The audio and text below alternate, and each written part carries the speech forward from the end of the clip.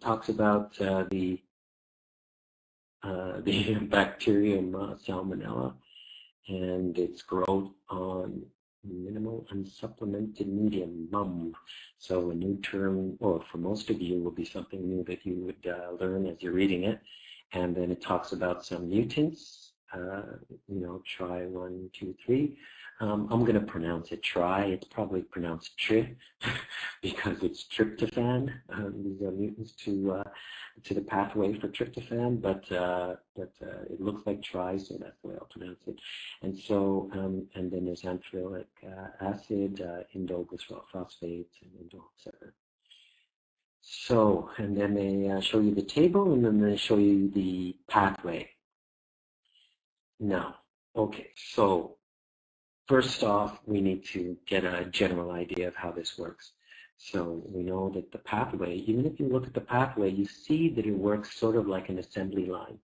And so of course, I mentioned this before, but DNA is sort of the royalty of the cell, and it directs the rest of the information that goes out in the cell. And so messenger RNA takes the information from the DNA, and this is used to make protein. And the protein are the hard workers of the cell. They're the enzymes, there's the antibodies working in the cell membrane. They're the hard workers out there on the front lines day after day. And so this is our assembly line where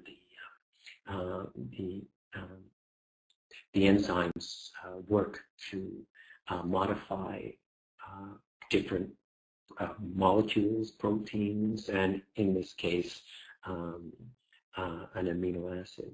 So we have these different stations where these enzymes are operating, and this is an assembly line. So I found this ancient text, as you can tell. This is probably what Ford himself came up with when he produced the first assembly line for cars 100 years ago. So anyway, so you see the work comes in on the left-hand side of this diagram, and we have an assembly station all the way through. So if I were to tell you that that at the assembly station number 1, that there was a accumulation of product at assembly station number 1, and if that were to happen, I don't know where the blockage is. I don't know who went on break early. Was it assembly station number 2, 3, 4, 5? I don't know. Because if you have an accumulation at assembly station number 1, let's say the person who works at the assembly number 5 went on break. Well, if 5's on break, there's going to be accumulation at 4, then 3, then 2, then 1. Everything before assembly number 5 is going to start accumulating if product keeps coming in from the left. Okay, so if I hear that there is accumulation at assembly station number 1, I want to know where the problem is. Where is the blockage? So this is one way we can do it. So let's say I had prefabricated product that I can insert at assembly station number 4. Okay, so remember, I've got accumulation at 1, but I don't know where the block is. I have something prefabricated that I can insert at assembly station number 4. When I insert this prefabricated product at 4, I get finished assembly at the end. Where must the blockage be? I've got stuff accumulating at 1, I insert some stuff at 4, and I get finished assembly. Where's the blockage? What is blocking the assembly line? Which station? Any suggestions, possibilities, recommendations? Any desire to share personal problems?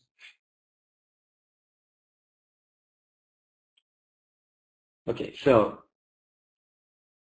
if you have accumulation assembly number 1 and you're inserting at 4 and it's going to final assembly, it means the blockage has to be at 2 or 3.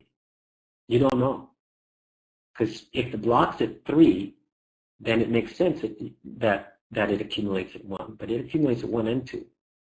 So you don't have sufficient information. So the next thing you would do is you would take some prefabricated product and you stick it in at assembly number 3. Now, if you put that in assembly number 3 and you get finished assembly way at the end, now you know the blockage must have been at 2. The blockage was at 2. You got accumulation at 1. You went past the blockage at 3, and you got finished assembly. So now I'm going to look at the system that we're provided with. And as it is, we have the first reaction over here, reaction number 1, and then that produces anthranilic acid, so A here, and then reaction number 2 producing so IgP over here. Then we have reaction number 3, and it's sort of, you have sort of 2 things going on. It's either I or Indo, or Indo with an enzyme sort of thing. So one's going on the right-hand side, one's going on the left-hand side. And then you have the 4th reaction, which is what this is, producing tryptophan. And just out of interest, I don't know if there's any biomed out there, but what does tryptophan make? What's this question mark thing?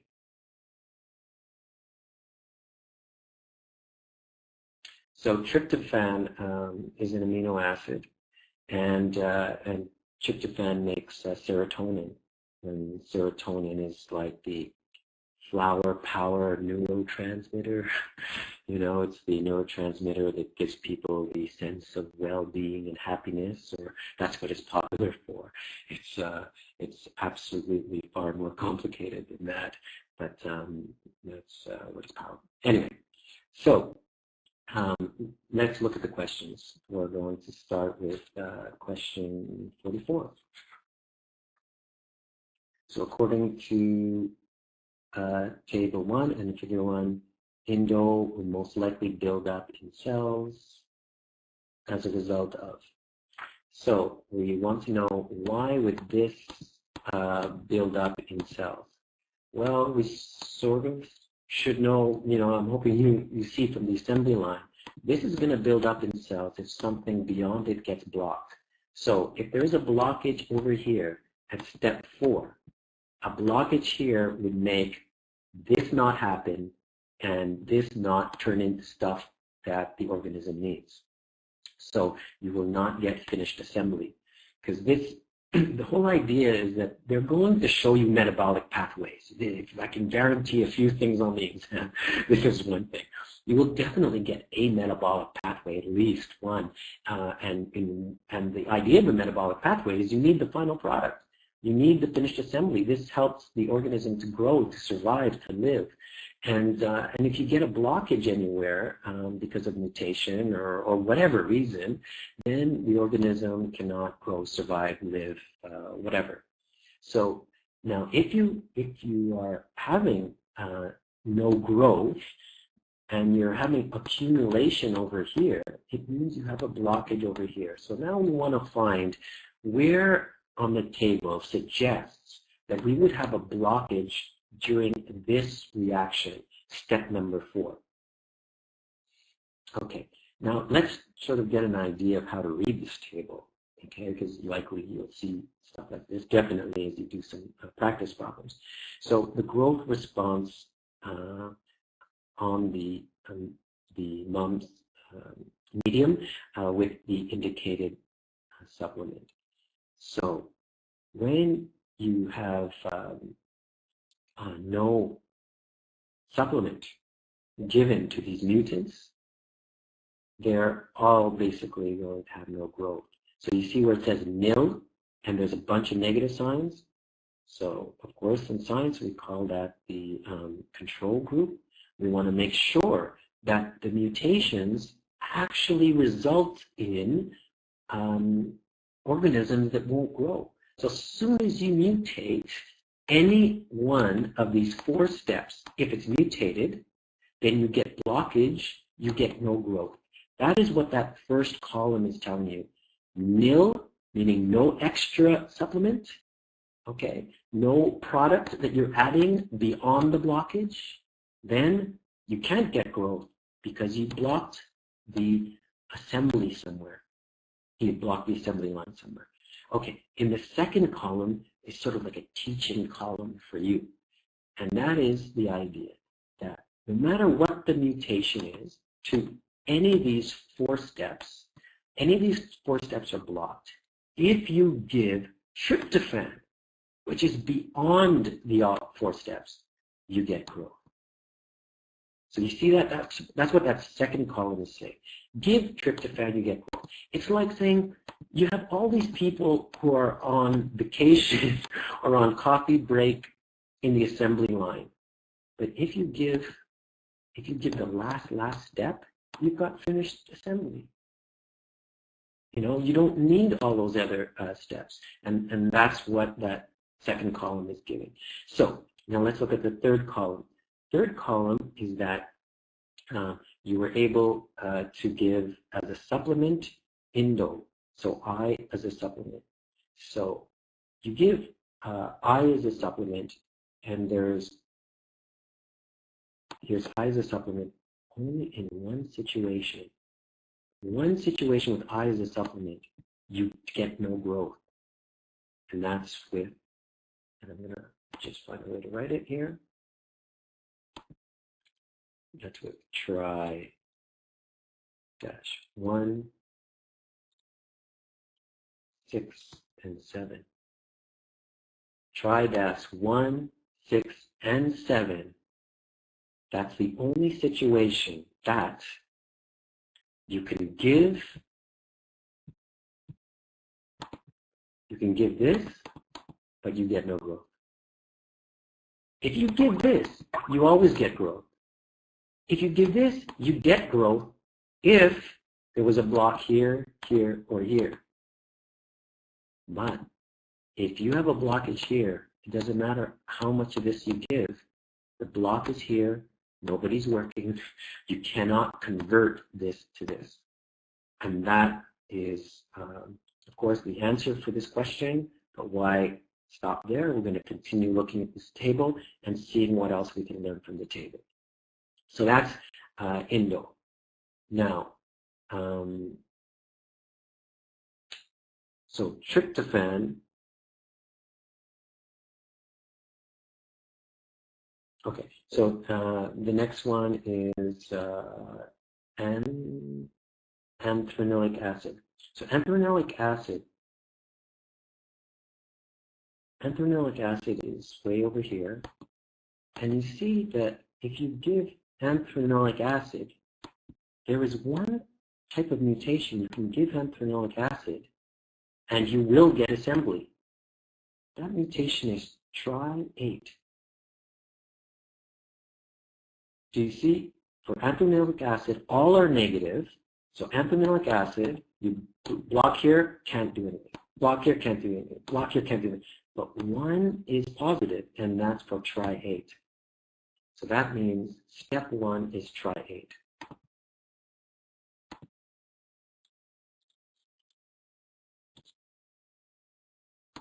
You block at step 1, no problem if you give anthranilic acid. It's past the point of blockage. IgP. So IgP, if you have a blockage over here, try 1, of course you get no growth. IgP, if you have a blockage at try 3, no growth. IgP, try 3 blockage, no growth.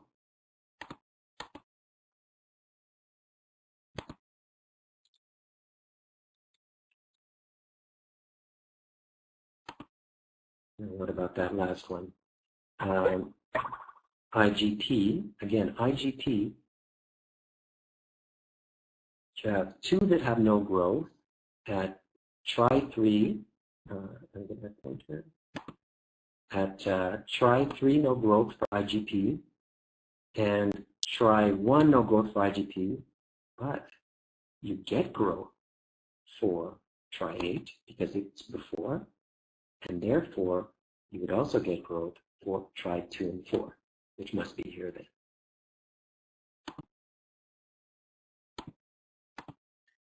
So you get growth as long as the blockage is before. And so now we've got it all laid out. Okay, so for question 44,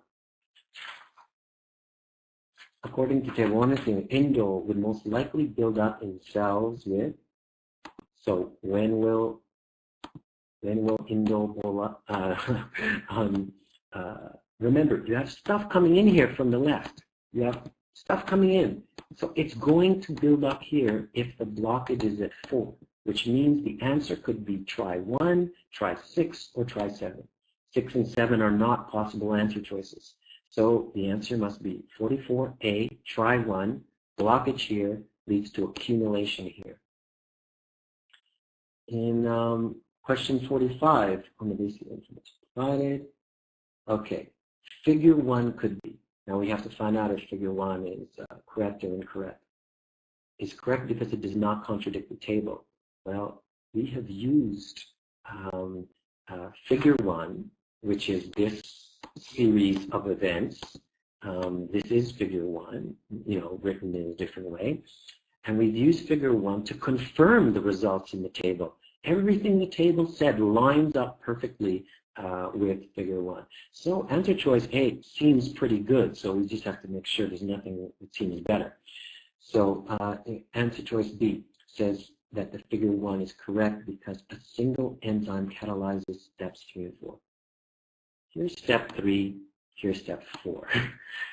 Here's one gene that mutated, and here's 3 others. So there is no evidence that a single enzyme, these are different enzymes. Enzymes are very specific for reactions. That's why they are able to catalyze reactions, which means that they reduce the activation energy so that reactions could occur more easily in the direction written.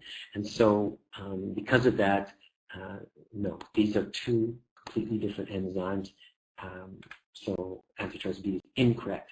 And then answer choice C, they said that figure 1 is incorrect because it's not consistent enough. Well, it's very consistent. And D is incorrect because single enzyme cannot catalyze steps 3 and 4. And so steps 3 and 4 is not catalyzed by a single enzyme, but that has nothing to do with it, whether or not the table is accurate or not. So question 45, the answer is A. Question 46. According to table 1 and figure 1, the defect in try 3, could directly affect only step. Boom.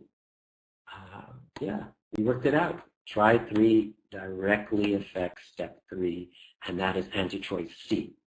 Does anybody have an opinion as to why the question has directly in italics? Like they're really asking you, come on, I mean, we want to see the direct impact on one of the steps. Does anyone see why they would ask the question that way?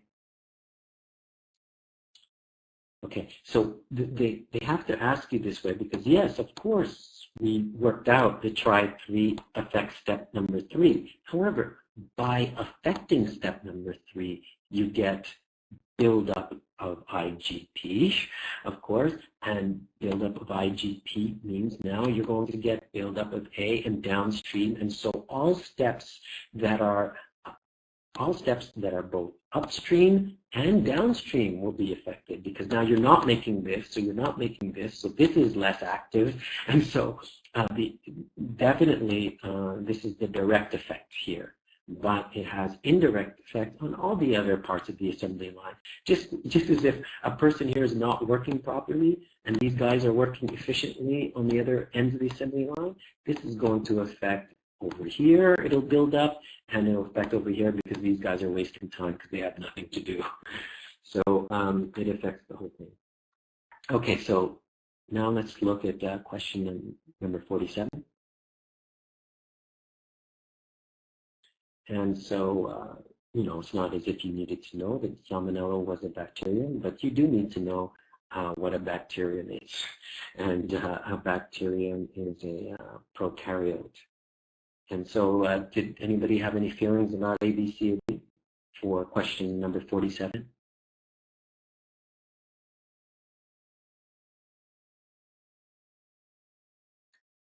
So bacteria have cell walls, basically. They also, what some students don't realize is that bacteria also have plasma membranes. They do. So, but they have a cell wall, and it's very important for them for regulation of water pressure, so osmotic regulation for bacteria, because many of them would just explode if they didn't have a cell wall, something firm, because you could imagine if you have a lot of stuff inside of you and you're in water all day, and water doesn't really have a lot of stuff in terms of concentration outside, well then all that water is going to want to go inside of you and make you blow up. And so to avoid blowing up, bacteria have these cell walls which are more firm. Now the other answer choices don't work out. For example, it says bacteria contain mitochondria. Well, first of all, bacteria are prokaryotes, and prokaryotes are organisms that they're prokaryotes because they're pre-nucleus organisms. They do not have a nucleus, and they have no intracellular, no membrane-bound intracellular organelles. So that means that bacteria have no mitochondria, they have no lysosomes, no endoplasmic reticulum, no Golgi apparatus, none of that. Do bacteria have ribosomes? Any thoughts about that? Do they have ribosomes? They don't have lysosomes because a lysosome is a membrane-bound intracellular organelle. But of course, they do have ribosomes because they make proteins for themselves. So they definitely have ribosomes, but a ribosome is a protein rRNA complex that is not a membrane-bound intracellular organelle. Some students confuse that. And they reproduce asexually only. Well, you know, anyway, some people might argue this, but you know, bacteria do reproduce by conjugation, and to do that, they have to get a little sex pilus going through. Whether or not that is sexual reproduction, why not?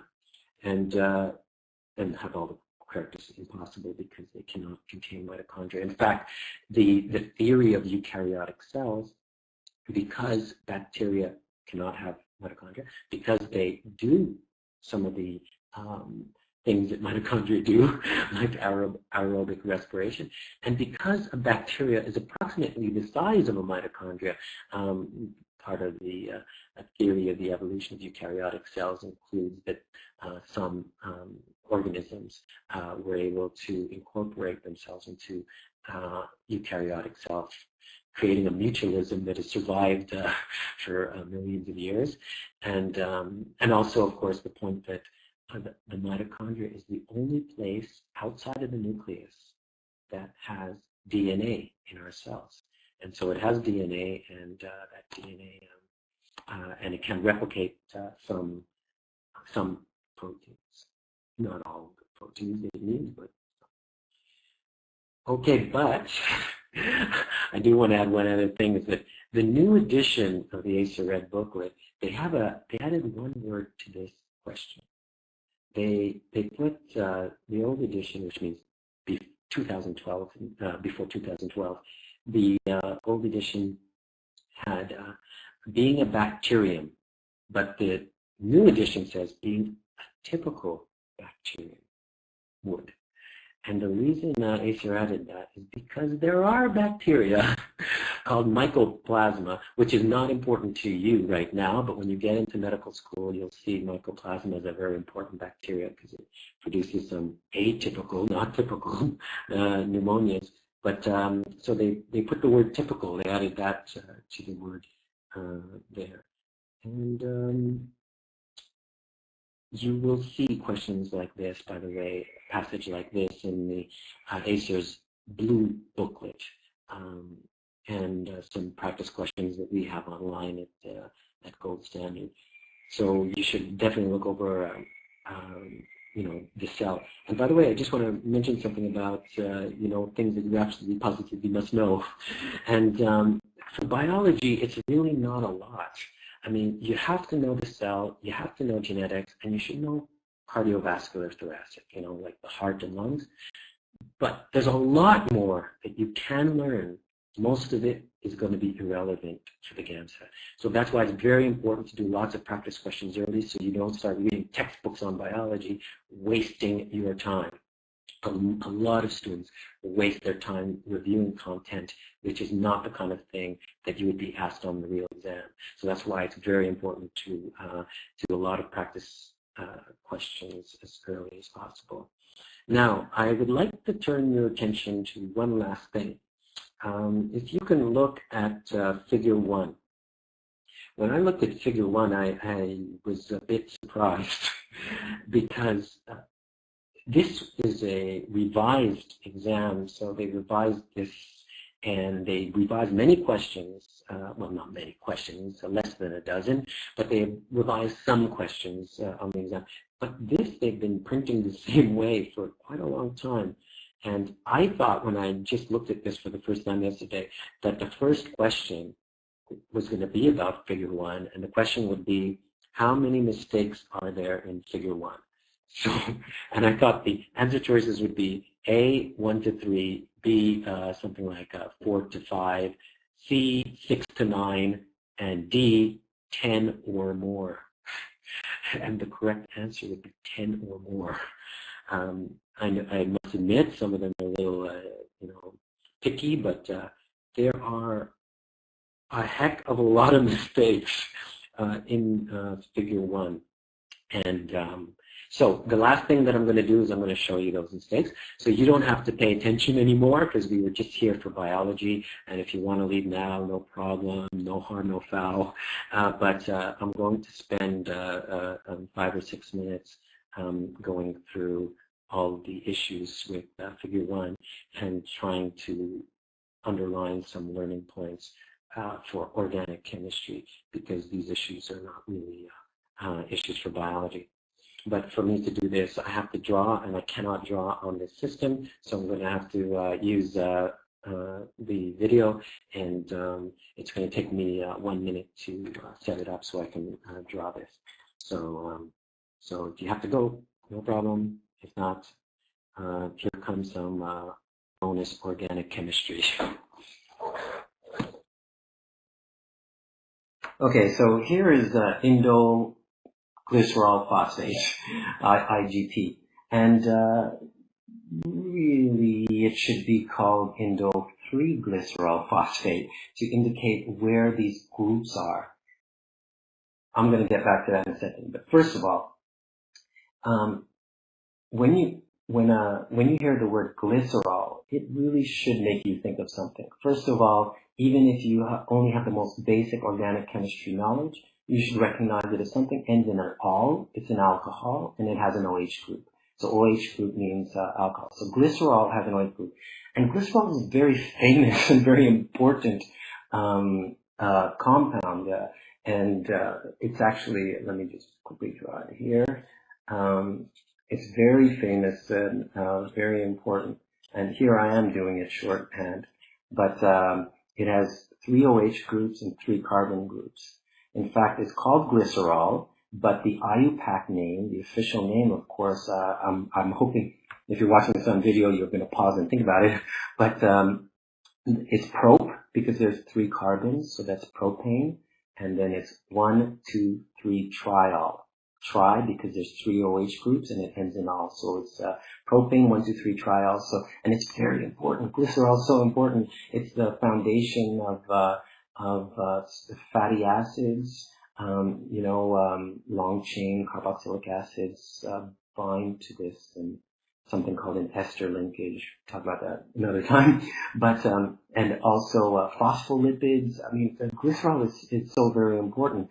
So in this question, it says indoglycerol phosphate. Okay, I get the phosphate thing, but this has to have OH groups. No question about it. And it's one thing, like you see me here, shorthand, I left some hydrogens out. Of course I do that when I write quickly, but I mean, when you're doing an exam, especially when ACER expects you to recognize things that are missing in chemicals, because they will do that, then I think they should probably include a little, some hydrogens here, possibly, and maybe, and definitely the OH groups. How could that not be there? And the next thing is I have great difficulty with is this phosphate group down here. There is no OPO3. That cannot even exist. So this phosphate group down here.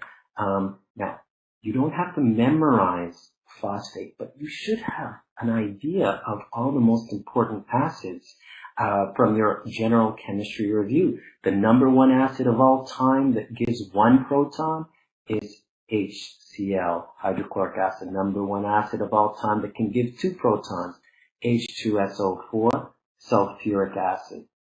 Falling off to the side.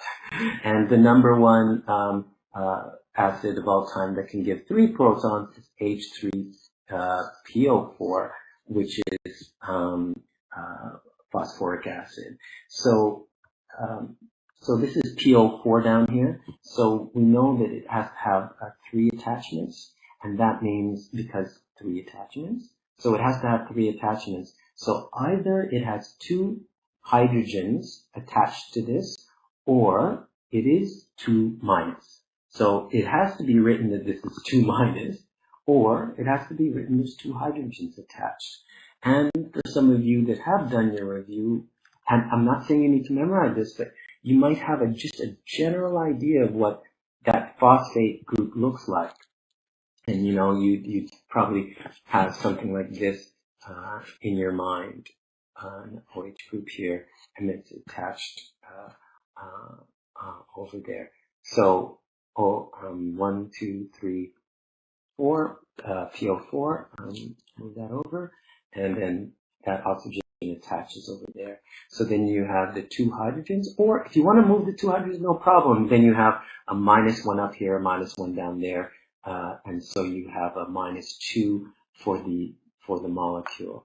So that's that. And the other thing is that yes, calling this indoglycerol phosphate is okay, but calling it indole 3-glycerol phosphate is probably better. Now, there's actually something even better, but this is something that you should understand but not memorize. And that is the idea that this compound here, okay, I guess it could confuse even the most open-minded biochemist. This compound is both hetero and it is bicyclic. And heterocyclic means that it has an atom in the cycle which is not carbon, because every corner of a geometric figure represents a carbon atom. But here there's nitrogen in it, so it's called a heterocyclic compound. And it's bicyclic because there are 2 cyclic compounds together. You might say, oh my gosh, that's getting further than what I'm used to. Well, guess what? Sometimes bicyclic compounds come up on the real exam. And so it's good to be comfortable with the idea. And the other thing is that this is aromatic compound, and there's different reasons for that, but one of the reasons is because they have conjugated double bonds, which means, and this is something that you should be comfortable with, it means that between every double bond that we see, there is a single bond. So double bond, then single bond. Double bond, single bond. Double bond, single bond, double bond. Double bond, single bond, nitrogen. And that's an exception that they would have to give you the rule on the exam. If it comes up on the exam, they would never expect you to know it. But that has to do with the fact that nitrogen has some special pi electrons there that is conjugated with the double bond. We're not going to worry about that because they have to give you the rules on the exam for that. But I want you to recognize something very important here, because this is the kind of question that they could ask on the exam, which makes it very strange. 1 second, I have to extend the time by just a few minutes. Sorry about that. So if you can just recognize here that this is a double bond here. It's a double bond. And not just is that a double bond, but it's impossible for there to be a triple bond here. The reason it's impossible for a triple bond is that the carbon here is bonded 2 times already. The carbon here is bonded 2 times already, and 2 times there. Now, every student should know the carbon could only be bonded a maximum of 4 times. That's very important. And your eyes should be trained to look for that. So, if you look carefully in figure 1 at the reaction after number 3, between 3 and 4, the molecule on the right side of the diagram, you will see a triple bond between 2 carbons that are already bonded twice. So that's another just very, very, strange thing to have there. And the reason why I find it particularly strange is because I know how ACER can be sometimes, and they can ask you questions that recognize your understanding of this. So let me try.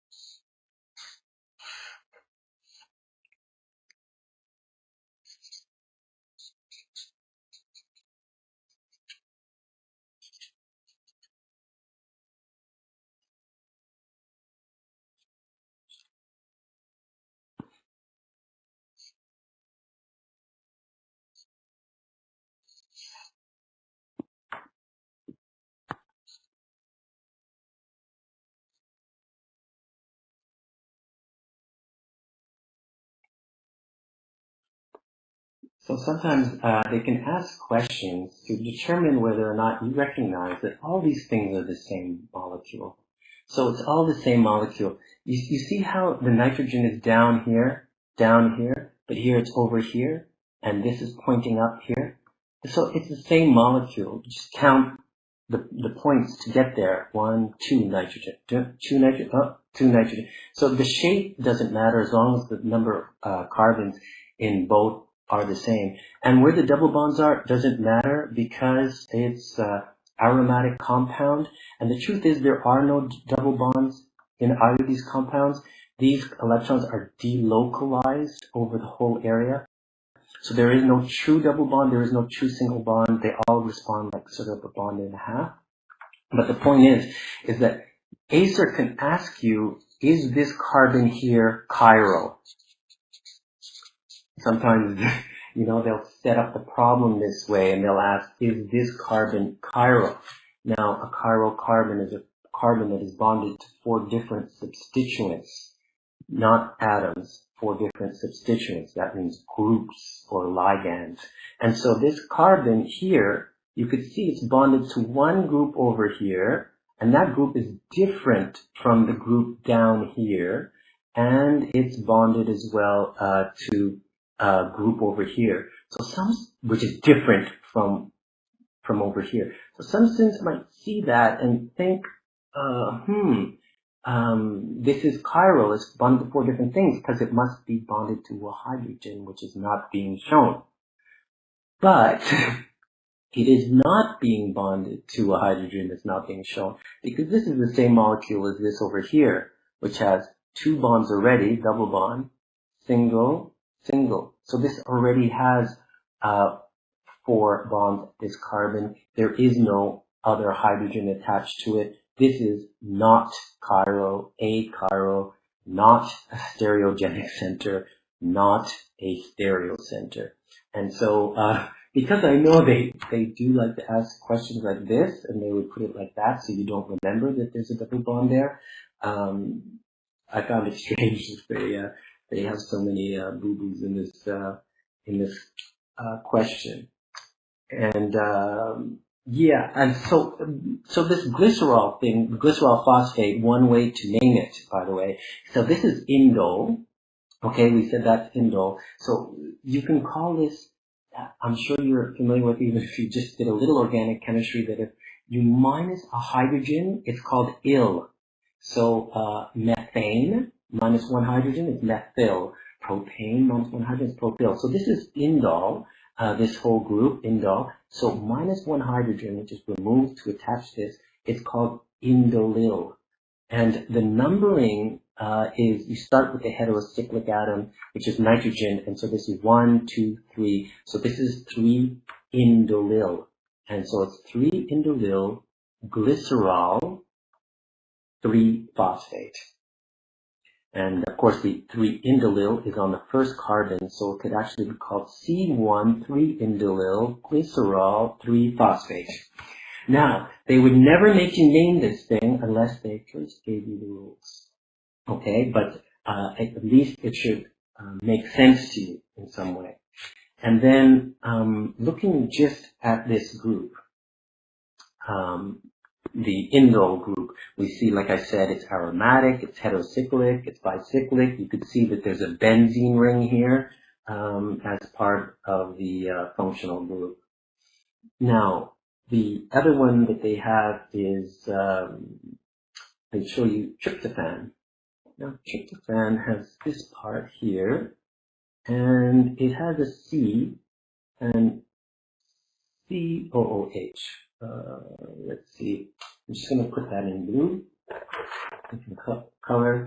So they wrote tryptophan with a COOH here. Okay, and below that is, I'm just going to remove it completely, and they put NH2. So COOH and NH2, and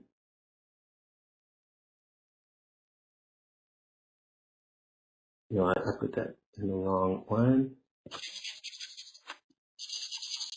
Here's the NH2. Boy, is that ever messy. Okay, so that's NH2, and then there should be hydrogen. So on the picture they didn't put the 2 hydrogens on that carbon. They put in NH2, but they were missing another hydrogen up here, and COOH. This is my question to you. My question to you is this carbon here chiral? Or I should have asked you a different way. Do you see any chiral carbons in this compound, including that one? So the chiral carbon is an atom that is bonded to 4 different substituents. So do you see any chiral carbons?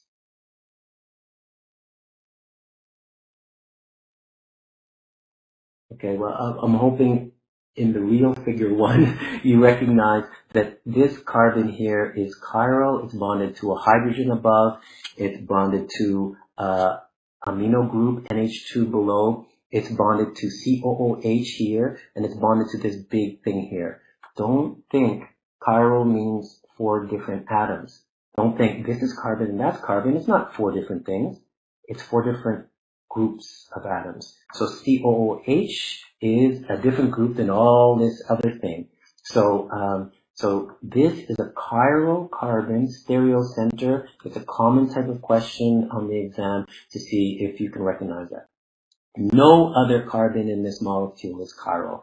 This is a carbon double bonded to an oxygen because this is a famous carboxylic acid group. And this has 2 hydrogens, 2 things are the same, and all these carbons live with double bonds, so they do not. And the only other thing I would like to remind you is you should recognize this as an amino acid, because an amino acid is a compound that has an amino group, which means NH2, and it has an acid group.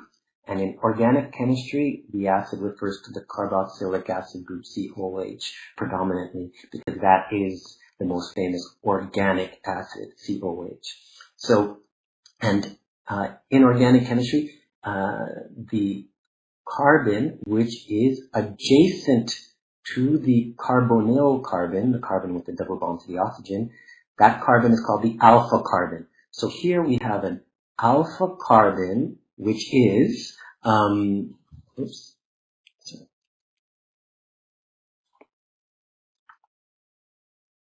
we have an alpha carbon, which is chiral, and here's the beta carbon over here. So this is the alpha carbon, which is indeed chiral. So this is an alpha amino acid, which is tryptophan.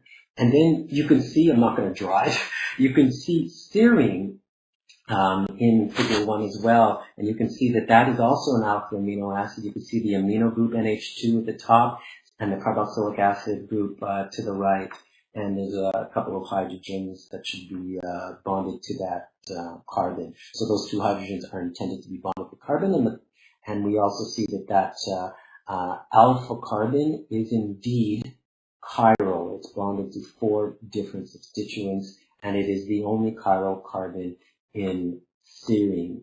And you can think about how you would name it, serine, the proper name, but you can see that there's on the second carbon, judging from the first carbon being the carbonyl group, is the amino group. So this would be called 2-amino 3-hydroxy propanoic acid. Prop means 3 carbons.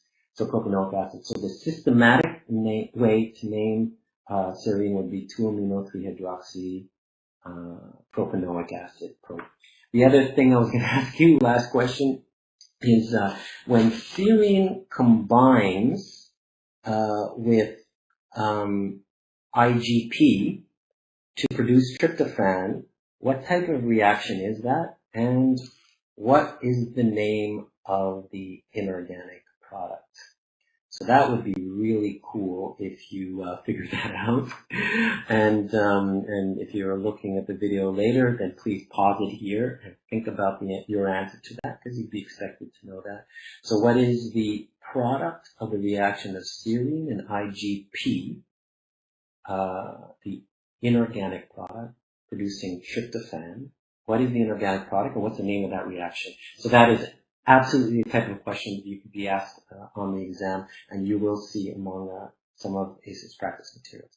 So, if you look at it carefully, you will notice that the only thing that is being lost from serine, because you have the picture of serine right there on your left, and looking at tryptophan after you correctly put in the hydrogens, which I showed you where they go, you would see the only thing that's missing is H2O.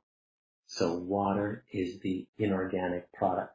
And when you give off water in an organic reaction, it's just like in your house when you have water accumulating on the window. Water was given off from the atmosphere. That's called condensation. So condensation or dehydration reaction, because water is lost, dehydration, you lose water. So condensation or dehydration would be the appropriate terms to describe the reaction that's occurring as tryptophan is being made. And what is the thing? And of course, that's the opposite of hydrolysis, which is hydrolysis, water which breaks a compound into parts. And that would be the reverse reaction, tryptophan being broken down into serine and indole. Okay, well, that's enough fun for today. I hope you learned a lot, and as you know, we'll put it on the internet and so on. So good luck with your studies.